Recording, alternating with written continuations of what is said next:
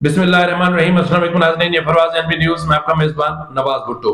इस वक्त supreme court में तकसीम शिद्दत अख्तियार कर गई है और जजेस आमने सामने हैं। आज 3 बेंच बैठे हैं और एक बेंच फैसला सुना रहा है और एक बेंच उस फैसले का इंतजार कर रहा है और तीसरा बेंच आइन के कुछ दीगर मामलात का जायजा ले रहा है, यानी आइनी बेंच। ये तीनों बेंच आज बैठे हुए हैं, लेकिन यहाँ पर मसला ये है कि जो बुनियादी सवाल है उस बुनियादी सवाल की तरफ कोई नहीं आ रहा। या फिर पूरी सुप्रीम कोर्ट या फिर चीफ जस्टिस या फिर 26वीं आईनी तरमीम लाने वालों ने भी इस हवाले से कई इबाहम छोड़ दिए हैं जो आज सुप्रीम कोर्ट की तकसीम का सबब बने। ये मामला क्या है, इस पर भी बात करेंगे। और फिर हुकूमत और पीटीआई के दरमियान मुज़ाकरात के मामले ने पूरे मुल्क में हिजान की सी कैफियत पैदा कर रखी है। इस वक्त पीटीआई और हुकूमत के दरमियान मुज़ाकरात होंगे, नहीं होंगे, नहीं होंगे तो क्यों नहीं होंगे, पीटीआई के रहनुमाओं का क्या कहना है और पीटीआई के रहनुमा कौन सा खेल खेल रहे हैं और हुकूमत किस तरह का खेल खेल रही है, इस पर भी हम आज तफसील से बात करेंगे। और फिर बात करेंगे गैलप सर्वे की कि इस मुल्क के कितने % लोगों ने मुज़ाकरात की हिमायत की है, कितनों ने मुखालफत की है और कितनों ने शक्कुक व शुबात का इजहार किया है। यह आदाद शुमार भी आज के विलाग में आपकी खिदमत में पेश करेंगे। नाज़रीन, अगर आपने अभी तक मेरे चैनल को सब्सक्राइब नहीं किया तो आपसे छोटी सी दरख्वास्त है कि मेरे चैनल को सब्सक्राइब करें और मुझे सपोर्ट दें और मुझे थोड़ा सा प्रमोट करें मेरे चैनल को, ताकि मैं आप तक बेहतर से बेहतर खबरें पहुंचाने के लिए और ज्यादा मेहनत कर सकूं।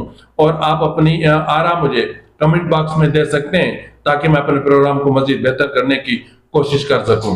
नाज़रीन, इस वक्त अगर देखा जाए तो गैलप सर्वे जारी हुआ है, गैलप पाकिस्तान वालों ने सर्वे जारी किया है। वो उन्होंने जारी किया मुज़ाकरात के हवाले से कि क्या मुज़ाकरात के होने चाहिए या नहीं होने चाहिए।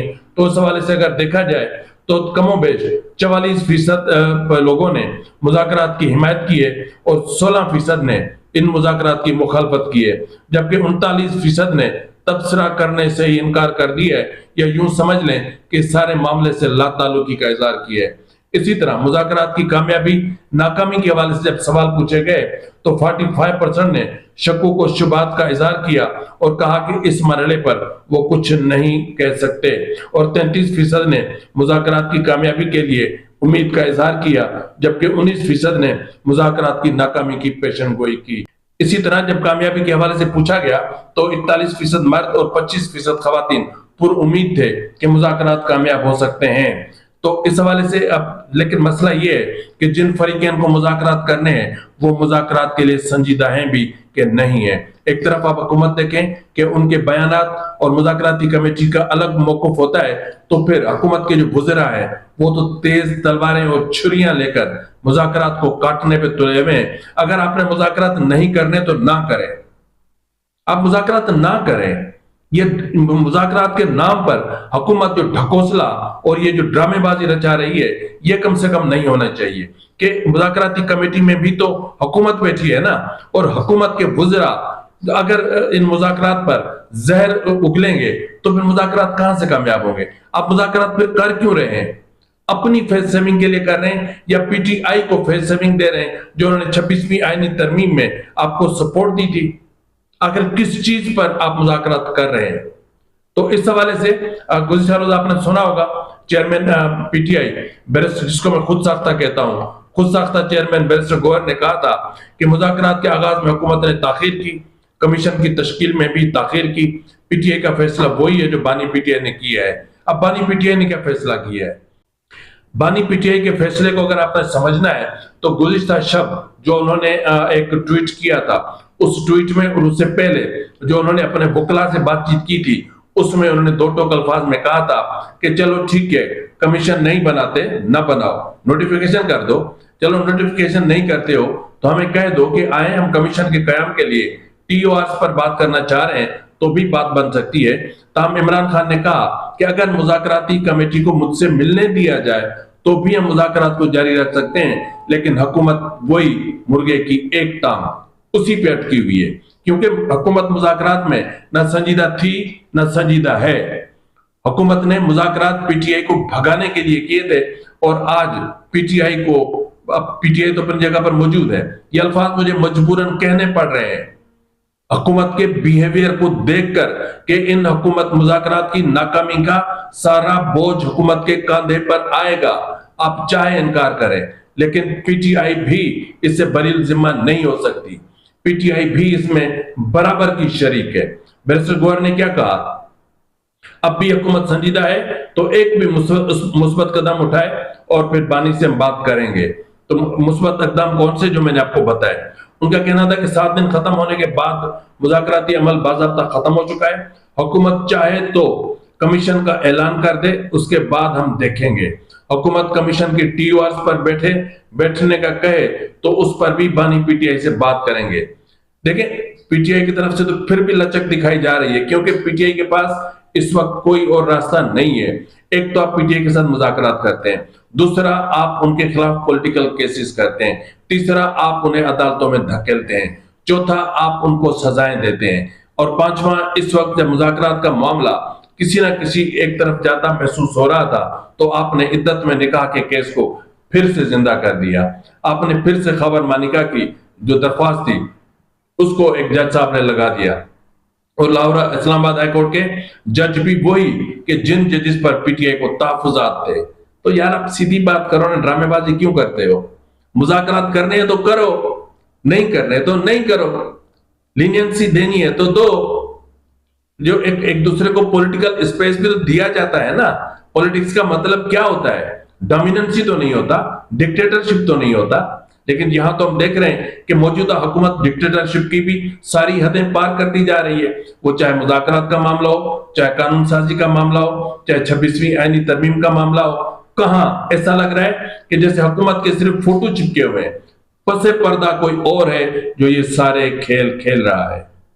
उनका मतलब क्या है? मैं छोटी सी एक बात करूंगा कि मैं एस्टेब्लिशमेंट को बहुत बहुत शिद्दत से सलाम पेश करता हूं। मैं मिलिट्री एस्टेब्लिशमेंट को बहुत सलाम पेश करता हूं कि उन्होंने इस मुल्क में एक बड़ी नेशनल पार्टीज को खत्म करके उन्होंने उनको सूबों तक महदूद कर दिया, उनको एक लिहाज से कौम परस्त जमातें बना दिया। पीटीआई को खैबर पख्तूनख्वा की जमात बना दिया, PMLN को पंजाब की जमात बना दिया, पाकिस्तान पीपुल्स पार्टी को सिर्फ सिंध की जमात बना के फेंक दिया है। ये आपके कमाल, आपकी महारतें हैं, आपकी कमाल उस्तादियां हैं, क्या कह सकते हैं। तो जनाब, इस हवाले से फिर जनाब इरफान सिद्दीकी साहब जो जाहिरी बात तो कुछ और करते हैं लेकिन अंदर कुछ और होता है, लेकिन जब बात करते हैं तो उनकी एक बात के कई मानाएं निकलती हैं। तो इरफान सिद्दीकी ने कहा कि पीटीआई ने यकतरफा तौर पर अचानक मुज़ाकरात खत्म किए। ये कमेटी ही नहीं, खुद पीटीआई के लिए हैरानकुन था। मसला ये है कि भाई, आपने एक चीज तय की थी मुज़ाकरात के वक्त कि आप पीटीआई की मुज़ाकराती कमेटी को इमरान खान से मिलने देंगे। इस वक्त तक तो उसमें कोई पेशरफ्त हुई नहीं। आप भी तो कहें तो सही, हाँ जी हमने कमिटमेंट की थी और हमने कमिटमेंट को पूरा किया। अब ये कह देना कि वजीर दाखिला मोहसिन नकवी अमेरिका के दौरे पर है तो इसलिए मुज़ाकरात नहीं हो सकती, तो भाई अगर सदर इस मुल्क से बाहर चला जाए तो क्या इस मुल्क का निजाम नहीं चलेगा? चलेगा ना। तो फिर आपने फैसिलिटेट किया पीटीआई की मुज़ाकराती कमेटी को, और वो बार बार कहते रहे, लेकिन हुकूमत ने उनको फैसिलिटेट नहीं किया। उनका कहना है कि जी बैरिस्टर गौहर ने कहा कि बानी पीटीआई ने दो टोक अल्फाज में कहा है कि मुज़ाकरात की गुंजाइश खत्म हो चुकी है। शाम को ये जवाब पेश किया कि साहिबजादा हामिद रजा के घर पर पुलिस गिरफ्तारी के लिए गई और साहिबजादा हामिद रजा ने मुज़ाकरात पर एब्सोल्युटली नॉट के अल्फाज इस्तेमाल किए। उनका कहना था तयशुदा एलामिया के मुताबिक 7 दिन से कबल न कोई जवाब देंगे, न कमीशन पर ऐलान करेंगे। हम तमाशा बनने को तैयार नहीं। 28 तारीख को इजलास के लिए तैयार बैठे हैं। इरफान सिद्दीकी का कहना है कि कमीशन का जवाब मुज़ाकराती निशस्त में देना है और वहीं देंगे। हम धमकी या बायकॉट का ऐसा जवाब नहीं देंगे। तो ये इरफान सिद्दीकी साहब जो बातें कर रहे हैं, ये बातें कुछ और है। मैं जानता हूं जाती तौर पर कि सेनेटर इरफान सिद्दीकी साहब पीटीआई के बदतरीन मुखालफिन में से एक हैं। मैं ये भी जानता हूं कि अच्छे कॉलमिस्ट हैं, बहुत अच्छे कॉलमिस्ट हैं, इनकी सोच बड़ी वसी है, लेकिन कुछ जगहों पर इनके अंदर भी इंतहा पसंदी आ जाती है। जिस तरह इस वक्त पीटीआई के साथ उनके मैंने बहुत सारे कॉलम पढ़े हैं, तो इसलिए मैं ये कहने पर मजबूर हूं कि आपको मुज़ाकराती कमेटी में नहीं आना चाहिए था, बल्कि हुकूमत को मुज़ाकरात शुरू ही नहीं करने चाहिए थे। अगर कर लिए थे तो खुश असलूबी से उनको उन मंतकी अंजाम तक कम से कम पहुंचाना चाहिए था। इस वक्त पूरे मुल्क की नजरें इस्लामाबाद की तरफ हैं, पूरे मुल्क की नजरें हुकूमत और पीटीआई की तरफ हैं कि कब बैठ रहे हैं, कब मुज़ाकरात कर रहे हैं, कब मामला तय पा रहे हैं, कब इस मुल्क में सियासी इस्तेहकाम आएगा, कब इस मुल्क का सियासी इस्तेहकाम मुआशी इस्तेहकाम को जन्म देगा। लेकिन यहाँ तो कुछ भी नहीं है, यहाँ तो इनफरादी तौर पर सब कुछ चल रहा है और यहाँ तो शख्सी एक अमरियत इस मुल्क में नाफिज है इस वक्त, तो ऐसा लग रहा है। तो खैर, अभी नाज़रीन हम चलते हैं आईनी बेंच के मामले अपना सुप्रीम कोर्ट की तरफ। तो आपको पता है कि सुप्रीम कोर्ट में इस वक्त इख्तलाफात शिद्दत अख्तियार कर गए। इख्तलाफात ने तकसीम की शक्ल अख्तियार की और वो तकसीम इस वक्त मजीद शदीद हो गई है। तकसीम की बुनियादी वजह क्या थी, इख्तलाफात की बुनियादी वजह क्या थी? इख्तलाफात की बुनियादी वजह मैं आपको मुतवातिर कहता आया हूं कि इख्तलाफात की बुनियादी वजह 26वीं आईनी तरमीम है। उस 26वीं आईनी तरमीम में बहुत सारी चीजें तो क्लियर की गई, लेकिन बहुत सारी चीजें ऐसी थी कि जिन पर बहुत सारे इबाम मौजूद थे, लेकिन उन इबाम को उनकी इंटरप्रिटेशन प्रॉपर नहीं की गई। जिस तरह मैंने आपसे कहा कि कौन सी चीजें ऐसी हैं कि जिन पर इबाम थे। जिस तरह मसला ये है कि इस वक्त आईनी बेंच 26वीं आईनी तरमीम के मामलात पर इस वक्त आठ रुकनी बेंच समाअत कर रहा है। अब मसला ये है कि ये भी जिस तरह अख्तियारात की तकसीम का मामला है, जिस तरह बेंचेस की के दायरे कार का मामला है, यानी 191A की प्रॉपर इंटरप्रिटेशन का मामला है, उसी जगह मतलब आप हैरान होंगे कि ये आईनी बेंच है, ये गैर आईनी बेंच है, यही कहना। यानी एक वो आईनी उमूर सुनेंगे, ये फौजदारी उमूर सुनेंगे। क्राइटेरिया क्या है ये कोई नहीं जानता। इस वक्त भी अगर हम देखें तो जो आज 26वीं आईनी तरमीम का केस आईनी बेंच सुन रहा है, यह भी तो मामला कॉन्फ्लिक्ट ऑफ इंटरेस्ट का है। और अगर फुल कोर्ट बुलवाते हैं तो भी मामला कॉन्फ्लिक्ट ऑफ इंटरेस्ट का है। और जो 6 रुकनी बेंच बैठा तो इन्हें अदालत केस की आज इस वक्त समाअत कर रहा है, वो भी तो कॉन्फ्लिक्ट ऑफ इंटरेस्ट है। और मंसूर अली शाह, जस्टिस मंसूर अली शाह जिन्होंने जो आज फैसला सुना रहे हैं फुल कोर्ट के हवाले से, ये भी तो कॉन्फ्लिक्ट ऑफ इंटरेस्ट का मामला है। तो फिर इस मामले का हल कहां पर है? इस मामले का हल सिर्फ एक उस जगह पर है कि आप आइन के आर्टिकल 175 और 175(2) को और 176 के आप उस पर चले जाएं, तो उसके बाद फिर आपको 191A को प्रॉपर आपको समझ में आ जाएगा। तो मसला ये है कि ये चीजें करे कौन। इस वक्त शदीद इख्तलाफात की बुनियादी वजह यह है कि प्रॉपर इंटरप्रिटेशन होनी चाहिए, लेकिन इस वक्त सवाल यह है कि कॉन्फ्लिक्ट ऑफ इंटरेस्ट का इशू सबसे बड़ा है। तो फुल कोर्ट में जब बैठेंगे तो एक तरफ वो जजेस होंगे जो 26वीं आईनी तरमीम के बेनिफिशियरी हैं और दूसरी तरफ वो जजेस होंगे जो 26वीं आईनी तरमीम के मुतासरीन हैं। तो अगर मुतासरीन की तादाद देखें तो बेनिफिशियरी जो जजेस हैं उनसे कहीं ज्यादा है। तो इसका मतलब ये है कि जो फुल कोर्ट का फैसला आएगा तो वो फिर सब चीज को उड़ा कर रख देगा। और ये हुकूमत का कतन नहीं चाहेगी कि 26वीं आईनी तरमीम को रोक सके, क्योंकि जो आईनी बेंच जो आज 26वीं आईनी तरमीम के खिलाफ 16 दरख्वास्तों की समाअत कर रहा है, वो भी तो इसी 26वीं आईनी तरमीम की कोख से निकला है। तो आखिर इस मसले का हल कहां से निकालें? फुल कोर्ट से, जो निकलता नजर नहीं आ रहा। हुकूमत या जुडिशल कमीशन ऑफ पाकिस्तान वो कोई किरदार अदा करे तो वो कैसे कर सकता है? आइन का आर्टिकल 176 और 175(2) उसको परमिशन नहीं देते। फौजदारी मुकदमा सुनने वाले जजेस कॉन्स्टिट्यूशनल मैटर नहीं सुन सकते, इसलिए कि 191A उनको मना कर रहा है कि आप नहीं जा सकते उधर। तो फिर आखिर ये सिस्टम कैसे चलेगा? इस वक्त आला अदलिया पर जो बैकलॉग है, जो केसेस का बोझ है, उसको कैसे कम किया जाएगा? इस मुल्क के लोगों को आप अपनी लड़ाई में क्यों घसीट रहे हैं? क्यों आप लोगों को सहूलियात नहीं दे रहे? क्यों आप लोगों को इंसाफ फराहम नहीं कर पा रहे? यही वजह है कि जो है वो अदलिया कहती है कि हम सुप्रीम है, सुप्रीम कोर्ट कहती है कि हम सुप्रीम है, पार्लियामान कहती है कि हम सुप्रीम है, और आइन को तो आजकल कोई पूछ ही नहीं रहा। तो आइन कहां खड़ा है? तो बात वहीं जाती है जहां आइन खड़ा होता है। तो बात वो सुनी जाए जो आइन कह रहा हो। लेकिन 26वीं आईनी तरमीम भी इस वक्त उसी आइन का हिस्सा है। और ये इस मुल्क में फैशन है कि जो भी तरमीम होती है पार्लियामान करता है, उसकी वैलिडेशन जो होती है वो सुप्रीम कोर्ट से होती है। उस पर जब तक सुप्रीम कोर्ट की मुहर ना लगे तब तक इस मुल्क में पार्लियामान काम कर ही नहीं सकता। यही तो इस मुल्क का रोना है, यही तो बदबख्ती है कि हमारे पास अख्तियारात का इशू है कि पार्लियामान सुप्रीम है, कॉन्स्टिट्यूशन सुप्रीम है या सुप्रीम कोर्ट सुप्रीम है, जुडिशरी सुप्रीम है, आखिर है क्या? तो इसकी इंटरप्रिटेशन एक बार होनी चाहिए। और जब तक एक बार ये न्यूट्रल जजेस बैठकर इसको इंटरप्रेट नहीं करते, जब तक एक न्यूट्रल जजेस पर मुश्तमिल एक लार्जर बेंच तश्कील देकर 26वीं आईनी तरमीम को और उसके मुतासरीन को और उसके बेनिफिशरीज को एक तरफ रख के इस मामले को नहीं सुनता, तब तक बहुत बड़े मसाइल पैदा होंगे। तो जाते जाते मैं आपको बता दूं कि शोकास के खिलाफ इंट्रा कोर्ट अपील जिसका अभी फैसला आया चाहता है फुल कोर्ट के हवाले से, तो आज समाज के लिए मुकर्रर है। और इसमें गुज़िश्ता रोज तौहीन अदालत केस में सुप्रीम कोर्ट के सीनियर तरीन जज जस्टिस मंसूर अली शाह ने जजेस कमेटी को खत लिखकर इंट्रा कोर्ट अपील की बेंच पर एतराज उठाए थे और वो बेंच इस वक्त 1:30 बजे इस केस की समाप्त करेगा। अब उस जस्टिस मंसूर अली शाह ने जजेस कमेटी को अर्साल करता खत में जस्टिस जमाल खान मंदोखेल और जस्टिस मोहम्मद अली मजहर की इंट्रा कोर्ट अपील की बेंच में शमूलियत पर एतराज किया था।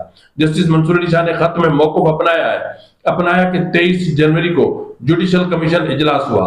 इजलास के बाद चीफ जस्टिस ने अपने चेंबर में कमेटी के गैर रस्मी इजलास बुलाया और इजलास में तजवीज दी कि सीनेटी के एतबार से अपील 5 रुकनी बेंच बनाया जाएगा।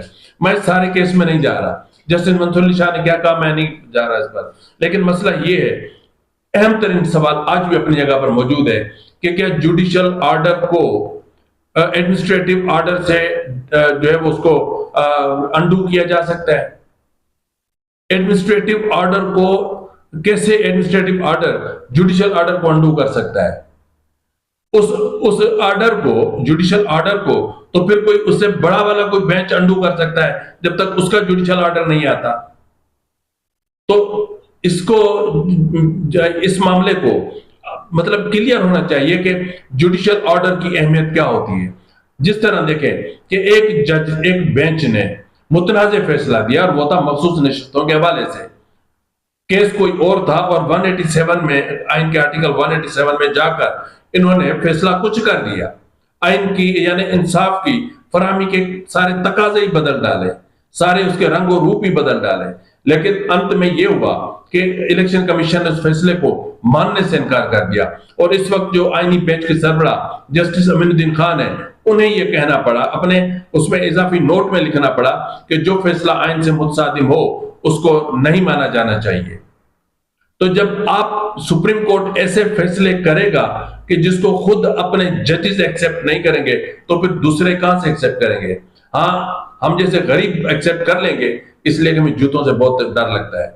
हम जूतों के खौफ से कर्ज, क्योंकि आपको पता है कि इस मुल्क में गरीब की कोई औकात नहीं है और ताकतवर से कोई पूछता नहीं है। क्या हुआ? जस्टिस उमर था बंदयाल ने जो 90 दिनों में इंतखाबात की रूलिंग फैसला दिया था, उस फैसले पर इंप्लीमेंट हुआ? नहीं हुआ ना। क्यों नहीं हुआ? सुप्रीम कोर्ट खुद से पूछे ना कि क्यों नहीं हुआ। क्या सुप्रीम कोर्ट कमजोर है, कवानीन कमजोर हो गए, आइन कमजोर हो गया है, या फिर जजेस के हाथों में बहुत ज्यादा ताकत आ गई थी कि उन्होंने आइन को अपनी मर्जी से रीराइट करते चले गए? जब आप एक जज, कल तक जब आप आइन को रीराइट कर रहे थे उस वक्त आपको कुछ नहीं था, और आज जब आपके जुडिशियल ऑर्डर अंडू हो रहे हैं एडमिनिस्ट्रेटिव ऑर्डर के जरिए, तो आपको तकलीफ हो रही है। ये आपने बुनियाद डाली है शाह जी, अल्लाह खैर करे। मुझे आने वाला वक्त अच्छा नहीं लग रहा, मैं देख रहा हूं कि अल्लाह खैर करे कि अच्छा हो, लेकिन मैं नहीं देख रहा कि आपके लिए कुछ अच्छा होने जा रहा है। आपके ऊपर अभी सख्त इम्तिहान आया चाहते हैं, अल्लाह बेहतर करेगा। और आप सैयद हैं तो हम तो खुद आपके दर के गुलाम हैं, हमारी क्या होगा, लेकिन इतना जरूर कहेंगे कि जहां गलत होगा वहां गलत होगा। आप गलत हैं, आप इस मामले को किसी और तरीके से हल कर सकते थे, लेकिन आपने इस मामले को उलझा दिया, आपने इसको पर्सनल ले लिया। अगर आप इसको पर्सनल ना लेते, इसको कॉन्स्टिट्यूशनली लेते, तो मेरे ख्याल में ये मसला बहुत पहले हल हो जाना था। फिलवक्त के लिए इतना ही, मिलते अगले प्रोग्राम में, तब तक इजाजत दीजिए। फी अमान अल्लाह।